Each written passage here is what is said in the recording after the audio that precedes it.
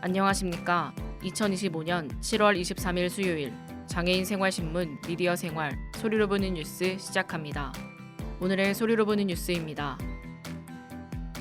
하나, 정은경 복지부 장관 후보자가 장애인 연금 확대와 활동지원제도 개선 필요성을 밝혔습니다. 둘, 시각장애인 등 누구나 쉽게 사용할 수 있도록 키오스크 기준이 바뀝니다. 셋, 복잡한 공공정보를 쉽게 바꿔주는 인공지능 기반 서비스가 개발되고 있습니다. 넷, 장애인 지원 시간을 점수로 정하는 종합조사표를 없애야 한다는 주장이 나왔습니다. 다섯, 인천의 장애인 단체들이 시에 장애인 권리 보장을 촉구했습니다. 여섯, 장애인을 돌보는 이들을 위한 재난 대응 안내서가 나왔습니다.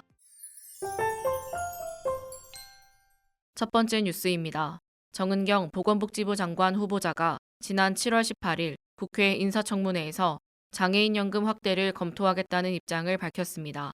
정 후보자는 더불어민주당 소병훈 의원의 질의에 답하면서 장애인의 지역사회 통합돌봄 역시 중요한 과제라고 말하며 장애 특성에 맞는 돌봄 체계를 마련하겠다고 강조했습니다. 또한 중증장애인의 활동지원 서비스에 대해 재정 안정성과 장애인의 실제 수요 간의 균형이 필요하다고 언급했습니다. 특히 중증장애인의 간병 공백에 대해 장애인 활동지원과 병원 간호체계를 어떻게 연계할 수 있을지 고민이 필요하다며 장관으로 임명된다면 구체적인 방안을 마련하겠다고 밝혔습니다. 이후 7월 21일 이재명 대통령이 정 후보자의 임명안을 제가하면서 정은경 후보자는 7월 22일자로 보건복지부 장관에 공식 임명되었습니다. 대통령실은 의료개혁과 의정갈등 해결을 위한 추진력 확보가 필요하다고 임명 배경을 밝혔으며 대한의사협회 역시 의료 정상화의 전환점이 되기를 기대한다며 환영의 뜻을 나타냈습니다. 정 장관은 향후 장애인 정책과 통합돌봄, 간병 공백 해소를 위한 정책 마련에 본격 착수할 예정입니다. 두 번째 뉴스입니다. 과학기술정보통신부는 무인 정보 단말기, 즉 키오스크를 누구나 쉽고 편리하게 이용할 수 있도록 관련 기준을 전면 손질하겠다고 밝혔습니다.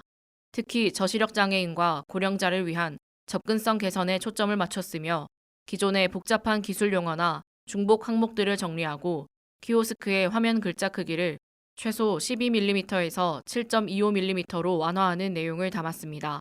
최근 외식업을 중심으로 확산되고 있는 테이블 오더형 소형 키오스크도 블루투스 키패드 연결을 허용하는 등 유연하게 조정됩니다.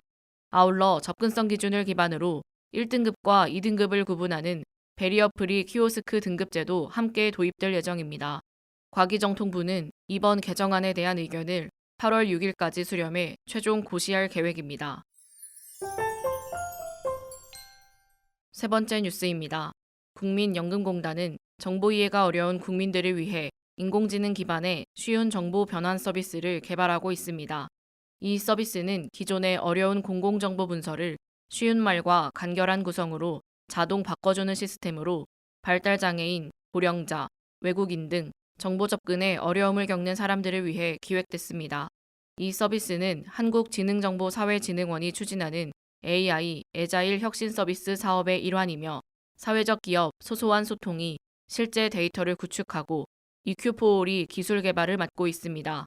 국민연금공단은 서비스가 실생활에서 어떻게 작동하는지 검증하는 역할을 맡아 11월 말까지 실증을 진행할 예정입니다.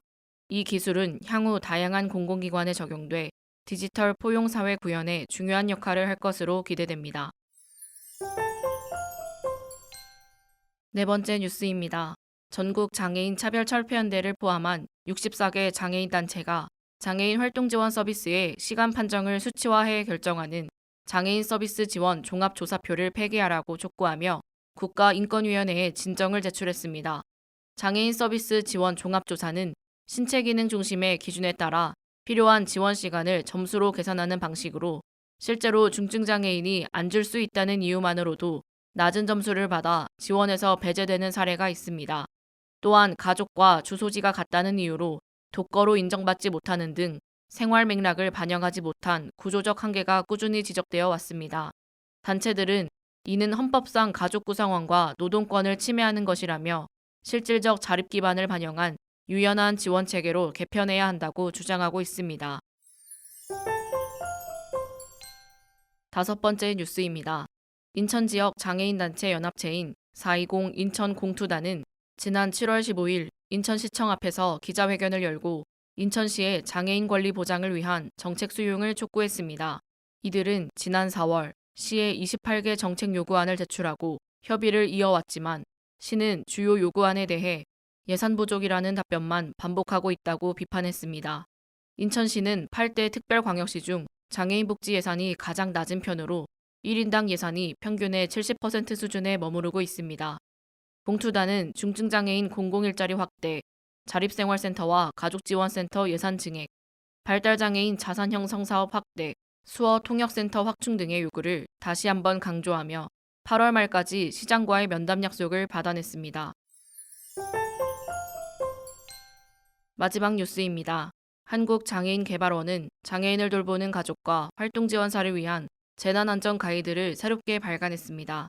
이 가이드는 화재, 감염병, 전기, 가스 사고, 교통사고 등 12가지 재난 상황에 대비하는 방법을 상세히 안내하며 각 장애 유형별로 필요한 맞춤형 대응 방안도 담고 있습니다. 예를 들어 지체장애인이 계단을 내려와야 할 경우 3명이 휠체어를 나눠 드는 안전한 이동 방법이나 발달장애인을 위해 짧고 단순한 말로 여러 번 설명하는 방식 등이 포함되어 있습니다. 또한 재난 대비 카드를 작성해 비상시 신속히 연락이 가능하도록 하고 비상용품 구비와 대피동선 설정 방법도 함께 소개됩니다. 해당 가이드는 한국장애인개발원 누리집과 사회관계망 서비스 SNS를 통해 누구나 내려받을 수 있습니다. 지금까지 소리로 보는 뉴스를 애청해주셔서 감사합니다. 장애인 생활신문 미디어 생활 소리로 보는 뉴스 다음 시간에 찾아뵙도록 하겠습니다.